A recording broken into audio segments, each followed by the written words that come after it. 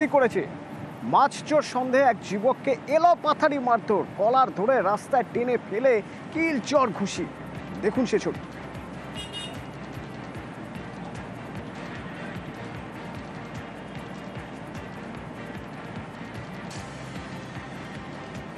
সুবীর আছে আমার সঙ্গে। সুবীর, এই যুবক কি স্থানীয় যুবক? কেন এরকম মনে হলো যে এই যুবকই মাছ চুরি করছেন? কোথাও কি কোনো ক্যামেরার ফুটেজ বা কেউ কি দেখেছেন? কেমন আছে ওই যুবক? দেখো অতনুদা, কামারহাটি পৌরসভার 32 নম্বর ওয়ার্ড বেলঘরিয়া নন্দননগর এলাকার বসাকপাড়া সেই জায়গাতে যে পুকুর, সেই পুকুরের মাছ চুরি করার অপরাধে এই যে ফিরোজ শেখ নামে 22 বছরের যে যুবক, সে সেখান থেকে বাড়ি ফিরছিল এবং তাকে সেই মাছ চুরি সন্দেহতে সেই এলাকার একজন ব্যক্তি, সে তৃণমূল কর্মী হিসেবে পরিচিত, তার নাম রাজকুমার বিশ্বাস।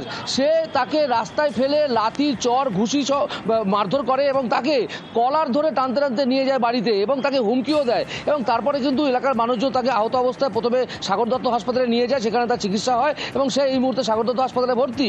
এবং এই রাজকুমার বিশ্বাসের নামে ইতিমধ্যে বেলঘরিয়া থানায় অভিযোগ দায়ের করা হয়েছে এবং তার পরিবারের লোকজন, অর্থাৎ রাজকুমার বিশ্বাস এলাকায় তার এতটাই প্রভাব রয়েছে যে সে একদম এভাবে নৃশংসভাবে তাকে রাস্তায় ফেলে মারধর করছে এবং ইতিমধ্যে কিন্তু তদন্ত শুরু করেছে বেলঘরিয়া থানা পুলিশ। এবং রাজকুমার বিশ্বাসের যে এই ধরনের হুমকি এবং মারধরের ঘটনা, এই নিয়ে কিন্তু যথেষ্ট আতঙ্কিত আক্রান্ত যুবক এবং তার পরিবারের লোকজন। ধন্যবাদ।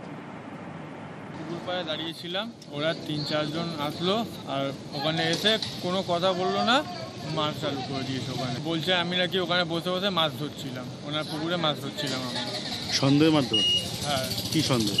ওই মাছ চুরির সন্দেহে মারধর করেছে। কে মারধর করেছে? না ওই রাজকুমার, উনি আগে এসে গায়ে হাত দিয়েছে। ওই মাছ, ওরা ভাবছিল মাছ চুরি করছিলাম ঘাটের মধ্যে বসে, তাই জন্য এসে মারধর শুরু করে দিয়েছে। চিৎকার করেছি, অনেক লোক এসেছিল, যারা যারা বলছে ওদেরকেও হুমকি দিচ্ছে।